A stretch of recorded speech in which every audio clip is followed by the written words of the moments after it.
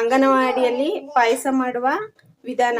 ಮೊದಲಿಗೆ ಕಡಲೆಬೇಳೆಯನ್ನು ಸ್ವಲ್ಪ ಬಿಸಿನೀರಿನಲ್ಲಿ ನೆನೆಸಿಟ್ಕೋಬೇಕು. ಒಂದು ಬಟ್ಲು ಗೋಧಿ ನುಚ್ಚನ್ನು ಸ್ವಲ್ಪ ಹುರಿದು ಇಟ್ಕೋಬೇಕು. ಒಂದು ಸ್ವಲ್ಪ ಸೋಯಾಬೀನು, ಒಂದು ಅರ್ಧ ಕಪ್ಪಷ್ಟು ಬೆಲ್ಲ, ಒಂದು ಸ್ವಲ್ಪ ಹಾಲು ಪೌಡ್ರು ಎಲ್ಲನೂ ತೆಗೆದು ಇಟ್ಕೊಂಡಿದ್ದು ಕುದಿಯೋ ನೀರಿಗೆ ಹುರ್ಕೊಂಡಿರೋ ಗೋಧಿ ನುಚ್ಚನ್ನ ಹಾಕಬೇಕು. ಆಮೇಲೆ ನೆನೆಸಿಟ್ಟಿರೋ ಕಡಲೆಬೇಳೆನ ಹಾಕಬೇಕು.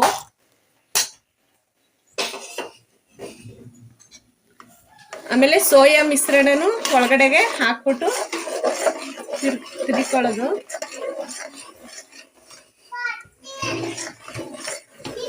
ಆಮೇಲೆ ಹಾಲು ಪೌಡ್ರನ್ನ ಹಂಗೆ ಡೈರೆಕ್ಟ್ ಹಾಕ್ಬಿಟ್ಟು ಅದನ್ನ ಹಂಗೆ ಗಂಟೆ ಕ್ಲಿಯರ್ ತಿರ್ಕೋಬೇಕು. ಚೆನ್ನಾಗಿ ಮಿಕ್ಸ್ ಮಾಡ್ಕೊಂಡು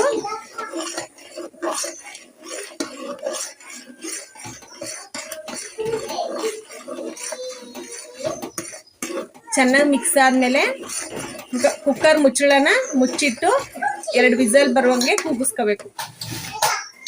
ವಿಸಲ್ ಹೋದ್ಮೇಲೆ ಕುಕ್ಕರ್ನ ಮುಚ್ಚಳನ ತೆಗೆದು ಈ ರೀತಿ ಆಗಿರುತ್ತೆ. ಅದಕ್ಕೆ ಬೆಲ್ಲನ ಆ್ಯಡ್ ಮಾಡಿಬಿಟ್ಟು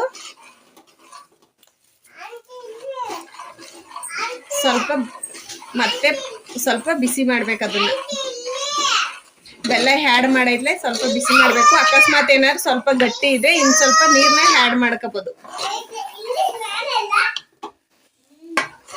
ಗಟ್ಟಿ ಇತ್ತು ಅಂದ್ರೆ ಸ್ವಲ್ಪ ಇನ್ನೊಂದು